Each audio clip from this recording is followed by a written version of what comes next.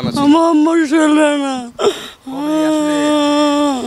মানে 18 জুলাই বাসার থেকে বের হয়েছে সন্ধ্যার সময়। বের হওয়ার পরে তার 1-2 ঘন্টা পরে ফোন বন্ধ হয়ে গেছে, আমরা আর কোনো খোঁজ পাই নাই। আমার মেজো ভাই জুয়েল, আমরা 4 ভাই 1 বোন, তো উনি আর কি যখন সবাই আমরা বাসায় এসে পড়ছি, তো আমার ভাইকে আমরা ফোন দিছি, তো ভাইয়ের ফোন বন্ধ ছিল, বন্ধ বন্ধ বন্ধ। তো এভাবে আমরা তারপরে মানে খোঁজা শুরু করছি। এমনি খুঁজতে খুঁজতে আপনার 3 দিন পর ঢাকা মেডিকেল গেছি আমি, আমার মেজো ভাই। কতটা রিস্ক নিয়ে গেছে তো বুঝতেই পারছেন। তো ঢাকা মেডিকেলে যে আপনার সব জায়গায় খুঁজছি, ঢাকা মেডিকেল, কলেজ মর্গ, সব জায়গায় খুঁজছি, কিন্তু একটা জায়গায় খুঁজি না। এটা হলো আপনার পোস্টমর্টম ঘর। ওই ঘরে আমাদের ঢুকতে দেয় নাই। ওই ঘরে আর কি পুলিশ ছিল, শাহবাগ থানার পুলিশ ছিল। ওনারা বলছে যে এই ঘরে ঢুকতে পারবেন না, এই ঘরে ফ্যামিলি আছে, মানে এই ঘরে যাদের লাশ আছে তাদের ফ্যামিলি আছে, তাদেরকে আমরা দিয়ে দিতেছি। তো অনেক লাশ ছিল ওখানে। তো আমার ভাইয়ারা তার ঢুকতে লইছিল, ঢুকতে দেয় নাই। তো আমরা ওখানে ঢুকি নাই। তার পরবর্তীতে আমরা আঞ্জুমানে গেছি, ওখানেও কিছু পাই নাই। তো এভাবে আমরা খুঁজতে থাকি, মানে পাগলের মতো খুঁজতে থাকি। আমরা ঠিকমতো বাসাও যাই নাই, মানে এত পরিমাণ খুঁজছি। ঢাকার ভেতরে অনেক হসপিটালে খোঁজাখুঁজি করছি, কিন্তু বাট আমার ভাইয়ের কোনো খোঁজ পাই নাই।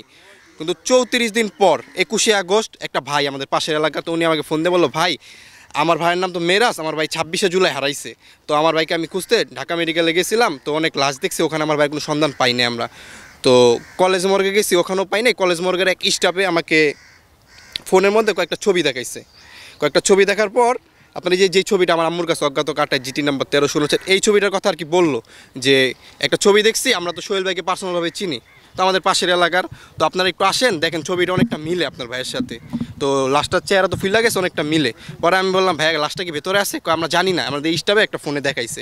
তো আমার মেজো ভাই ছবিটা সংগ্রহ করে নিয়ে আসছে, ওখানে গেছে যে মেজো ভাই গেছে, আর আমি যাই না। কারণ এর মধ্যে অনেক প্রতারক চক্র আমাদের ফোন দিয়েছিল, আর এর মধ্যে তো নেট ছিল না। 18 জুলাই নেট যখন আসার লগে আমার ভাইয়ের একটা ভিডিও পাইছিলাম আমি অনলাইনে, যে একটা পিচ্চি শুয়ে রয়েছে, আর পিচ্চির সাথে আমার ভাইয়ের মৃতদেহ পড়ে আছে একটা পেজে, মানে স্বৈরাচার মুক্ত বাংলাদেশ চাই একটা পেজে ওই ভিডিওটা পাইছি। তো ওনাদেরকে অনেক মেসেজ করছি, অনেক ইয়ে করছি, কিন্তু কোনো রেসপন্স পাই নাই। তো তখনও জানি না যে আমার ভাইয়ের সাথে কী হয়েছে, খালি ওই ভিডিওটাই পাইছিলাম, আমাদের শেষ সম্বল ছিল ওই ভিডিওটা। তো এর মধ্যে যখন ওই ছবির কথা ভাই বললো, তো আমার মেজো ভাই ওই রাতে আর কি সন্ধ্যার পরে আর কি রাতের বেলা বেরোয় ছবিটা সংগ্রহ করে আই না, এক রুমে চুপচাপ বসে রয়েছে। বসার পরে আমাকে মেসেঞ্জারে ছবিটা দিছে, দেওয়ার পর আমি তো এক নজরে দেখছি যে এটা আমার ভাই। এই যে এই ছবিটা এক নজরে বলছে, যে ভাইয়াকে বলছি, ভাইয়া কীভাবে কি কেমনে কি? পরে বলে আঞ্জুমান নাকি দাফন করছে। পরে বললাম, আঞ্জুমান তো আমরা এর আগেও গেছি অনেকবার, জুলাইও তো গেছিলাম অনেকবার। চলো কালকে চাই আমরা আঞ্জুমান মফিদুল ইসলামে। তো ওখান থেকে বের হয়ে আমরা মানে ওই আমার ভাই আর আমরা তো রুমে ছিলাম। তো সকালবেলা 7টা বাজে, তারপরের দিন 22শে আগস্ট সকালবেলা 7টা বাজে আমি, আমার মামা আর আমার ভাই আঞ্জুমান মফিদুল ইসলামে গেলাম। ওই যে দাফন সেবা যে কাজ করে কামরুল ইসলাম, ওনার কাছে গেলাম। যাওয়ার পর ওনাকে তখন আমরা এই ছবিটা দেখাই নাই, কারণ এর আগে ওনার কাছে গেছি, উনি দেখাইতে পারেন আমাদেরকে। তো যাওয়ার পরে আপনার উনি আর কি আমাদের অফিসে নিয়ে যাওয়ার পর কতটি ফাইল করলো, বেয়ারিশ সার্টিফিকেটে কতটি ফাইল করলো। তো আমাদের ফাইল দেখাইতেছে একটা সময় যে আমার ভাইয়ের যে এই ছবিটা আর কি অজ্ঞাত কাটায় চিঠি নাম্বার 1359, এই ছবিটা সহ একটা ফাইল পাইলাম, বেয়ারিশ সার্টিফিকেট ফাইল পেলাম। তো ওরা একটু সাইডে রাখার পর উনি সব দেখানোর পর বললো যে এর আগে তো আপনারা আসছেন, কোনো লাভ হয়নি, কারণ আপনার ভাই তো কিছুই পান নাই, খালি একটা ফাইল সাইডে রাখছেন, এটা কেন সাইডে রাখছেন? আমি বললাম, এটা আমার ভাই। উনি বলতেছে, কি বলেন? আমি এটা আমার ভাই, এটা 5ই আগস্টের পর আসছে, কারণ 5ই আগস্টের পর আমরা আর আপনাদের কাছে আসি নাই, এর আগে আসছি। তাহলে এটা কিভাবে আসলো? আমরা জানি না, এগুলো আর কি মানে অন্য জায়গায় ছিল, হয়তো ঢাকা মেডিকেলে ছিল, এগুলো পরে আসছে আমাদের কাছে। তো বললাম, এটা আমার ভাই। তো একটা খাতার মধ্যে তারপর লেখা দিল যে 23শে জুলাই ওনারা শাহবাগ থানার সাবেক এসআই জব্বারের মাধ্যমে এই লাশ সহ আর অনেক লাশ আর কি নিয়ে এসে ওনারা দাফন করছে। শুনো, মানে ওনারা আর কি 23শে জুলাই শাহবাগ থানার মাধ্যমে লাশটা নিয়ে আসছে আঞ্জুমানে, 24শে জুলাই রায়ের বাজার বুদ্ধিজীবী কবরস্থান এখানে দাফন করছে। এইটুকু আমার বললো, আর বললো যে আপনি যদি আর বেশি তথ্য লাগে তাহলে আপনারা শাহবাগ থানায় বিএল নামে একটা কর্মকর্তা আছে, তার কাছে যান। তো ওখান থেকে বের হয়ে আমি, আমার মামা আর মেজো ভাই বের হয়ে শাহবাগ থানায় গেলাম। শাহবাগ থানা যাওয়ার পর ওই বিএল যে ওনাকে ডাইরেক্ট আমি এই ছবিটা আর কি দেখালাম, এই যে অজ্ঞাত কাটায় চিঠি নাম্বার 1359, বললাম যে এটার যে বেওয়ারিশ সার্টিফিকেট ওটা আমাকে দেন। তো উনি বললো যে আসেন, ভেতরে আসেন, আপনাকে দেখাইতেছি। পরে আমাদের একটু সান্ত্বনা দিল, মানুষ সবসময় থাকে না, এখন আপনার ভাই শহীদ হয়েছে, অনেক কিছু বলার পর আমি বললাম, ঠিক আছে, কিন্তু আমি তো আমার ভাইয়ের লাশটাও পাই নাই। আজকে যদি আপনার ছেলের লাশটা আপনি না পাইতেন তাহলে কেমন লাগতো? পরে আমাকে অনেক সান্ত্বনা দেওয়ার, আমার ভাইকে আমাকে সান্ত্বনা দেওয়ার পর একটা রুমে বসানোর পর বললো যে এখানে সার্টিফিকেটে যা লেখা আছে আমি আপনাকে পড়া শোনাইতেছি। তো ওখানে লেখা ছিল আপনার 18 জুলাই, যেই রাতে আমার ভাই বাসার থেকে বেরোইছে, ওই রাতেই যাত্রাবাড়ি কাজলা মহাসড়কে থানা অধীন তাকে টর্চার করছে, অনেক টর্চার করার পর গানশট দিয়ে পিছন থেকে গুলি করছে। 3টা না কয়টা গুলি করছে এটা ওনারাও জানে না, ওনারা আর কি লেখে নাই, শুধু লেখছে গুলি করছে, পিছন থেকে গানশট দিয়ে গুলি করছে। আর তার শরীরে এত পরিমাণ ছবড়া গুলি ছিল, যারা পোস্টমর্টম করছে তারা গইন শেষ করতে পারে নাই।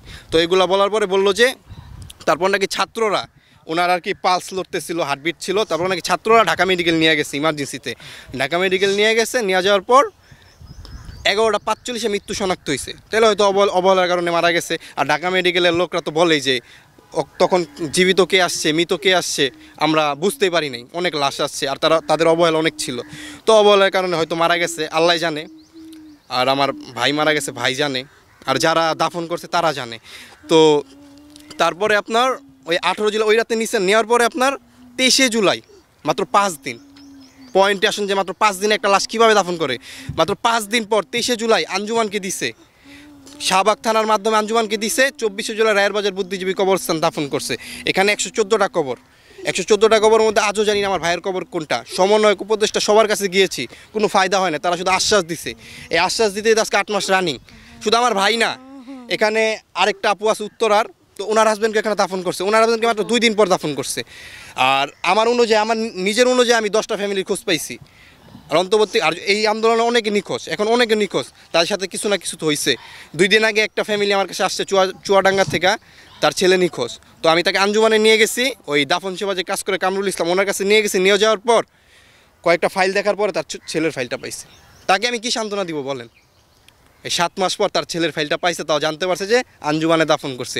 এগুলা কি সরকারের উচিত ছিল না যে আজকে আমাদের ভাইদের রক্তের বিনিময়ে তারা গঠিত, তাদের তো উচিত ছিল যে 5ই আগস্টের আগে কিন্তু এই কবরের কথা আমরা মিডিয়ার মাধ্যমে জানি, সবাই জানি মিডিয়ার মাধ্যমে এই কবরগুলোর কথা। তাদের কি উচিত ছিল না যে 5ই আগস্টের পর তারা যখন গঠিত হয়েছে তাদের এই কবরগুলোর ব্যাপারে কাজ করার উচিত ছিল না?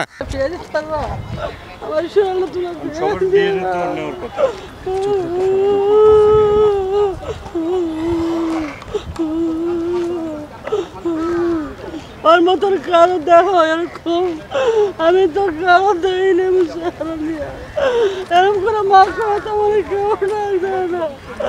আর তো 3টা পোলা আছে, কেউ রাখবে না। আজ ইফতার রোজা কই আমরা কি, আমরা কিছুই করতে পারি না, কিছু